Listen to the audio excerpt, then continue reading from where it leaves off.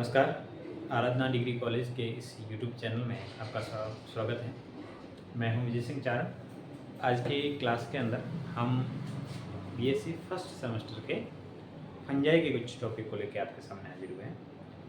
Fungi के basic structure के बारे में बेसिक जितनी भी बातें हैं हमने पढ़ ली है। क्लासिफिकेशन भी हमने एक देख लिया है। आज की क्लास के अंदर हम यूनिट सेकंड का मोस्ट इम्पॉर्टेंट टॉपिक है वो लेके आए हैं। उसका नाम है एल्बुगो। एल्बुगो मैस्टिगोमाइकोटिना का मेंबर है। जब एंसवर्थ ने क्लासिफिकेशन दिया था तो टोटल फंजाई है उसको माइसिटी एक किंगडम के अंदर रखा था और उनको वापस दो डिवीजन के अंदर डिवाइड किया था। एक था मिक्सोमाइकोटिना और दूसरा था यूमाइकोटिना। यूमाइकोटिना को वापस 5 सब डिवीजन के अंदर डिवाइड किया गया था। एक था मैस्टिगोमाइकोटिना, दूसरा जाइको, एस्को, बेसिडियो और डिटेरोमाइकोटिना के अंदर कन्वर्टर किया गया था। तो आज हम पढ़ रहे हैं मैस्टिगोमाइकोटिना के मेंबर जिनका क्या नाम है एल्बुगो के बारे में पढ़ रहे हैं। सर्वप्रथम इसके क्लासिफिकेशन के बारे में पढ़ेंगे। तो इसके अंदर क्लासिफिकेशन के अंदर किंगडम माइसिटी आएगा, डिवीजन है वो यूमाइकोटा आएगा, सब डिवीजन है वो मैस्टिगोमाइकोटिना आएगा, क्लास है वो ऊमाइसिटी जाएगी, गण है वो पैरानोस्पोरस आएगा, कुल है वो एल्बुजिनेसी आएगा और वंश है वो एल्बुगो। ये इनका क्लासिफिकेशन की जो स्थिति रहेगी। सामान्यतः एल्बुगो के बारे में सर्वप्रथम बात करें इनकी प्राप्ति स्थान एवं वितरण के बारे में। तो विश्व भर में एल्बुगो की लगभग 30 प्रजातियां पाई जाती हैं, जिसमें से भारत के अंदर इसकी 17 प्रजातियां पाई जाती हैं। 17 स्पीशीज है वो भारत के अंदर पाई जाती है। अधिकांश प्रजातियां जो होती है वो कैसी होती है, समशीतोष्ण होती है। ठीक है, यानी उष्ण कटिबंधीय प्रदेशों के अंदर पाई जाती है। दूसरा, उच्च वर्गीय या फिर शाकीय आवर्त बीजी पौधों के रूप में, एंडोपैरासाइट के रूप में या अविकल्पी अंतःपरजीवी के रूप में पाया जाता है। अविकल्पी अंतःपरजीवी का मतलब होता है कि सामान्यतः ये अपना भोजन जीवित कोशिकाओं से ग्रहण करते हैं, उनको तो अपन परजीवी बोलते हैं। यहाँ पे लिखा है अविकल्पी, ऐसे परजीवी जो केवल और केवल जीवित कोशिकाओं से ही भोजन ग्रहण करते हैं उसको बोलते हैं अविकल्पी परजीवी। एक होता है विकल्पी मृतोपजीवी। इसका मतलब वैसे परजीवी जो सामान्य तो कैसे होते हैं, जीवित कोशिकाओं से भोजन ग्रहण करते हैं, परंतु अनफेवरेबल कंडीशन के अंदर वो वापिस मृत कोशिकाओं से भी भोजन ग्रहण कर सकते हैं। तो यहाँ पर ये कैसे है, अविकल्पी अंतःपरजीवी। अंतःपरजीवी का मतलब ये कोशिकाओं के अंदर पाए जाते हैं, जिसको क्या बोलेंगे, अंतःपरजीवी बोलते हैं। इनकी एक स्पीशीज होती है, उनका नाम है एल्बुगो कैंडिडा। स्पीशीज का नाम है एल्बुगो कैंडिडा। और ये एल्बुगो कैंडिडा है, ये क्रूसीफेरी के जो मेंबर है, मतलब गोभी, गाजर, ठीक है, मूली, ये जितने भी आता है कौन सी है, क्रूसीफेरी के मेंबर है। और क्रूसीफेरी के मेंबर के अंदर एक डिजीज कॉज करता है, उस डिजीज का नाम होता है श्वेत कीट, white rust of Cruciferae disease. कौन कॉज करता है, एल्बुगो कैंडिडा करता है। अब क्या होता है कि यहाँ पर एल्बुगो कैंडिडा की जो स्पीशीज होती हैं उसके अंदर बायोलॉजिकल स्पेशलाइजेशन पाया जाता है, जैविक विशिष्टीकरण पाया जाता है। जैविक विशिष्टीकरण क्या होता है कि ऐसे मेंबर जो एक विशेष परपोषी को ही संक्रमित करते हैं, ठीक है, पर ऐसे जो यहाँ पर फंजाई या ऐसे मेंबर जो केवल और केवल एक विशेष परपोषी को ही संक्रमण करने की क्षमता रखते हैं, उनको अपन जैविक विशिष्टीकरण कहते हैं, यहाँ बायोलॉजिकल स्पेशलाइजेशन कहते हैं। कुछ इनकी स्पीशीज है जो भारत के अंदर पाई जाती हैं, जैसे एल्बुगा ब्लेटाई, एल्बुगा पाचोलोकी, एल्बुगो माइसोरेंसिस, एल्बुगो टेट्रापोगेनेंसिस। ठीक है, ये स्पीशीज है वो सामान्यतः इंडिया के अंदर पाई जाने वाली 17 स्पीशीज में से ये प्रमुख है। थैलस संरचना की बात करें तो इनका थैलस होता है अंशकाय-फलित। अंशकाय-फलित का मतलब होता है कि वह थैलस जो जिसका कंप्लीट जो थैलस होता है उनमें से केवल छोटा सा भाग है वो रिप्रोडक्शन करने में सक्षम होता है, उसको अंशकाय-फलित बोलते हैं, यूकार्पिक बोलते हैं। और अगर कंप्लीट थैलस ही रिप्रोडक्शन के अंदर भाग लेते हैं उसको होलोकार्पिक बोलते हैं। तो इनका जो थैलस है वो कैसा है, अंशकाय-फलित है। शाखित रहेगा, संकोशिकीय रहेगा। संकोशिकीय का मतलब जिसके अंदर बहुकेंद्र की अवस्था पाई जाती है। सेप्टा का निर्माण नहीं होता, कोशिका विभाजन के बाद में सेप्टा का निर्माण नहीं होता है तो उसको संकोशिकीय बोलते हैं। पट रहित है तो सेप्टा का निर्माण नहीं होता, उसको पट रहित बोलेंगे, पट रहित कवक जाल के रूप में पाया जाता है। परकोशीय ऊतकों के अंतरकोशिकीय स्थानों के अंदर, माना कि ये 2 सेल्स है, एक ये सेल्स है और ये 2 सेल है, इन दोनों के कोशिकाओं के मध्य जो स्पेस होता है उसको अंतर कोशिकीय अवकाश बोलते हैं। तो ये कहाँ पर पाया जाता है कि इन दो कोशिकाओं के मध्य अंतर कोशिकीय अवकाश है, वहां पर एंडोपैरासाइटिक के रूप में पाया जाता है, अंतर अविकल्पी परजीवी के रूप में पाया जाता है। अब ये क्या करता है, इन कोशिकाओं के अंदर एक घुंडीनुमा संरचना बनाता है। ठीक है, ये घुंडीनुमा क्या बनाता है, संरचना बनाता है, इसको होस्टोरिया बोलते हैं, होस्टोरिया या चूस्कांक बोलते हैं।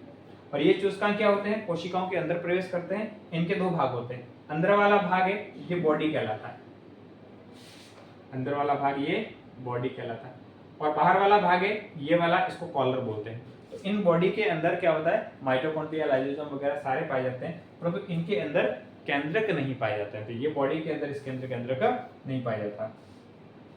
बाकी इनका जो थैलस है पूरा का पूरा क्या है, संकोशिकीय, मतलब कहीं पर भी आपको सेप्टा दिखाई नहीं देगी। दूसरा क्या है, इनका जो कोशिका द्रव्य के अंदर बहुत सारे केंद्रक पाए जाए, यहाँ पे यहाँ पे यहाँ पे। तो जब बहुत सारे केंद्रक पाए जाते हैं तो इसको क्या बोलते हैं, बहुकेंद्रकीय कंडीशन बोलते हैं। तो यहाँ पर इसी प्रकार दो कोशिकाओं के मध्य अवकाश है, उनको अंतर कोशिकीय अवकाश बोलते हैं। तो इसी अंतर कोशिकीय अवकाश के अंदर ये पाए जाते हैं। ठीक है, अब यहाँ पर जो होस्टोरिया बने उनके द्वारा ये क्या करते हैं, भोजन ग्रहण करते हैं। तो इन कोशिकाओं से क्या करेंगे, एब्जॉर्प्शन करेंगे, चूस्कांक के द्वारा अपना भोजन अवशोषण करने का कार्य करते हैं। कोशिका द्रव्य बहुकेंद्रकीय होता है, कैसा होता है, ग्रेनुलर होता है, कणिका में होता है, और संचित भोज्य पदार्थ है या तो तेल के रूप में होगा या फिर ग्लाइकोजन के रूप में पाया जाता है। सामान्यतः फंजाई के अंदर जो स्टोरेज फूड है वो ग्लाइकोजन के रूप में पाया जाता है। अगला है इनके अंदर रिप्रोडक्शन। तो रिप्रोडक्शन इसके अंदर दो प्रकार के पाए जाते हैं, एक होता है अलैंगिक जनन और दूसरा होता है लैंगिक जनन। फेवरेबल कंडीशन के अंदर इसके अंदर अलैंगिक जनन होता है और अनफेवरेबल कंडीशन के अंदर इसमें लैंगिक जनन पाया जाता है। तो अगर हम बात करेंगे अनफेवरेबल कंडीशन के अंदर, इसके अंदर लैंगिक जनन होता है और लैंगिक जनन होता है बीजाणुओं के द्वारा। बीजाणुओं का निर्माण होता है एक धानियों के अंदर, इसको बोलते हैं बीजाणु धानियां, और बीजाणु धानियां एक संरचना के ऊपर लगी रहती है, इसको बोलते हैं बीजाणु धानी धर के ऊपर। तो बेसिक सी बात है, अलैंगिक जनन बीजाणुओं के द्वारा होता है, बीजाणुओं का निर्माण बीजाणु धानियों के अंदर होता है। इनके जो बीजाणु होते हैं वो फ्लैजिलेटेड होते हैं, कशाभिक होते हैं, द्विकशाभिक होते हैं, इसको चल बीजाणु भी कहते हैं।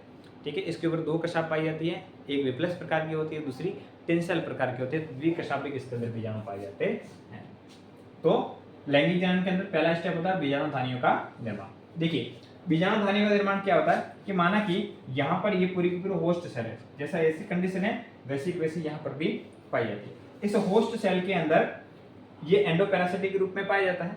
अब क्या होगा कि जब इनको फेवरेबल कंडीशन होगी और ये क्या करेंगे, अलैंगिक जनन करना होता है, तो ये क्या करते हैं, यहाँ पर क्या इसका कवक जाल पाया जाता है, ये कवक जाल ऊपर की ओर क्या करता है, ग्रोथ करता है, एक मुक्ताकार क्या बना लेता है, संरचना बना लेता है, और इस मुक्ताकार संरचना को अपन बीजाणु धानीधर बोलते हैं। इसको अपन स्पोरेंजियोफोर बोलते हैं। ठीक है, स्पोरेंजियोफोर या बीजाणु धानीधर कहते हैं। तो यहाँ पर जो क्लब सेल की स्ट्रक्चर है इसको क्या बोलते हैं, बीजाणु धानीधर कहते हैं। जैसे यहाँ पे क्या बन गई है, यंग स्पोरेंजियोफोर। अब क्या होता है, इस बीजाणु धानीधर के ऊपर की ओर एक कॉन्ट्रैक्शन होता है, जैसे यहाँ पर होगा, ये क्या होगा, संकीर्ण उत्पन्न होगा। यहाँ पे क्या होता है, संकीर्ण उत्पन्न होता है, जिससे ऊपर की ओर एक वेसिकल नुमा, एक पुटिका नुमा संरचना बन जाती है, और उसके अंदर बहुत सारे केंद्रक भरे रहते हैं और कोशिका द्रव्य भरा रहता है। इस प्रकार से बनी संरचना को अपन बीजाणु धानी बोलते हैं। तो फाइनल स्टेज के अंदर क्या होगा, ये वेसिकल यहाँ से क्या हो जाएगी, सेप्टा के द्वारा अलग हो जाएगी और इस प्रकार की संरचना का निर्माण करेगी। इसको अपन क्या बोलते हैं, स्पोरेंजियम बोलते हैं, स्पोरेंजियम बोलते हैं। ठीक है, इसको क्या बोलते हैं, स्पोरेंजियम बोलते हैं या बीजाणु धानी बोलते हैं। ठीक है, एक बीजाणु धानी ऊपर बन गई, उसके बाद में वापस इसके अंदर क्या होगा, वही कॉन्ट्रैक्शन होगा, दूसरी बीजाणु बनेगी, बीजाणु धानी बनेगी, उसके बाद में वापस कॉन्ट्रैक्शन, तीसरी बीजाणु धानी, इस प्रकार से। तो एक के नीचे एक, एक के नीचे एक, बहुत सारे बीजाणु धानियों का निर्माण होता है। इस क्रम को बोलते हैं बेसिक पेट्रोल सीक्वेंस, या इसको बोलते हैं तलाभिसारी क्रम। ऊपर से नीचे की ओर जाने को क्या बोलते हैं, तलाभिसारी क्रम बोलते हैं। तो यहाँ पर पहली बीजाणु धानी ऊपर की ओर बनेगी, उसके बाद नीचे, उसके बाद नीचे, उसके बाद नीचे, इस प्रकार से बननी रहेगी। इसके अंदर सबसे पहली बनी हुई बीजाणु धानी और परिपक्व बीजाणु धानी ये सबसे ऊपर की ओर होती है, और बाद में बनी बीजाणु धानी और अपरिपक्व बीजाणु धानी सबसे नीचे के अंदर होती है। ठीक है, तो यहाँ पर बीजाणु, अब ये जो बीजाणु धानियां होती हैं एक सेप्टा के द्वारा, जिसको वियोजक पैड बोलते हैं, डिस्सेंटर पैड बोलते हैं इसको, वियोजक पैड बोलते हैं, वियोजक पैड।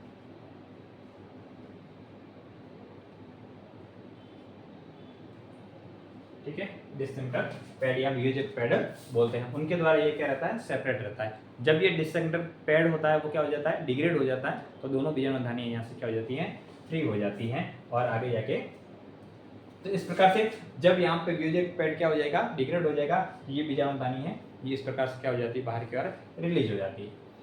अब जैसे जर्मिनेशन का टाइम आया, अगली कंडीशन में क्या होगा, बीजाणुधानियों का अंकुरण होगा। तो बीजाणुधानियों का अंकुरण दो प्रकार से होता है, एक होता है प्रत्यक्ष प्रकार का, दूसरा होता है अप्रत्यक्ष प्रकार का। प्रत्यक्ष प्रकार का वह होता है जैसे एक स्पीशीज होती है एल्बुको ब्लिटाई, उसके अंदर क्या होता है, डायरेक्ट बीजाणुधानियां जर्मिनेट हो जाती है, उसको बोलते हैं डायरेक्ट जर्मिनेशन। परंतु एल्बुका कैंडिडा के अंदर क्या पाई जाती है कि इसके अंदर इनडायरेक्ट जर्मिनेशन पाया जाता है। इसका मतलब ये जो बीजाणुधानी है उस बीजाणुधानी के अंदर पहले बीजाणु बनेंगे और बीजाणु क्या होंगे, यहाँ पर अंकुरण होने का काम करेंगे। तो यहाँ पर बीजाणुधानी है, बीजाणुधानी का जो केंद्रक है उसके अंदर विभाजन होते हैं, टोटल 8 केंद्रक बनते हैं और 8 केंद्रक के बाद में इनका जो कंप्लीट कोशिका द्रव्य है वो 8 समान खंडों के अंदर विभाजित हो जाता है और प्रत्येक खंड आगे जाके किनका निर्माण करेगा, जूस्पोर का निर्माण करेगा। जूस्पोर है उनकी भित्ति को तोड़ते हुए बाहर की ओर क्या हो जाते हैं, रिलीज हो जाते हैं। उसके बाद में ये जूस्पोर है जिसके ऊपर 2 कशाब है, एक कशाब है प्रतोद प्रकार का है जिसके ऊपर किसी भी प्रकार का रोम नहीं पाया जाता है, एक कशाब है वो कौन सा, कुछ प्रकार का है जिसके ऊपर रोम पाए जाते हैं। अब ये क्या करेगा, ये किसी सरफेस के ऊपर मतलब लीफ के सरफेस के ऊपर अटैच हो जाएगा, उसके बाद में इनके कशाब को ये क्या कर लेगा, हटा लेगा, गायब कर लेगा और उसके बाद अपने चारों ओर क्या करेगा, भित्ति का निर्माण करेगा। भित्ति निर्माण के बाद में इनके केंद्रक के अंदर लगातार वापस क्या होता है, विभाजन होता है और विभाजन के बाद में ये क्या करता है, एक जर्म ट्यूब का निर्माण करता है, जनन नलिका का निर्माण करता है और वापस किसी स्टोमेटा के द्वारा, रंध्र के द्वारा वापस नए इन्फेक्शन का कार्य करता है। ठीक है, अब यहाँ पर जब बीजाणुधानियां बनती हैं तो इनकी जो एपिडर्मिस होती है वो टूट जाती है। एपिडर्मिस के नीचे होता है तो एपिडर्मिस टूट जाएगी। यहाँ पर क्या पाया जाता है, एपिडर्मिस टूटने के बाद ऊपर की ओर ये बीजाणुधानियां हैं ये व्हाइट कलर की शो होती है। ठीक है, इसलिए इसको व्हाइट रस्ट बोलते हैं, क्रूसिफेरी का व्हाइट रस्ट रोग बोला जाता है। तो ये होता है एल्बुको के बारे में। एल्बुको के बारे में अलैंगिक जनन के बारे में हमने पढ़ा है। कल के क्लास के अंदर हम लैंगिक जनन के बारे में पढ़ेंगे। आज के लिए इतना ही, थैंक यू।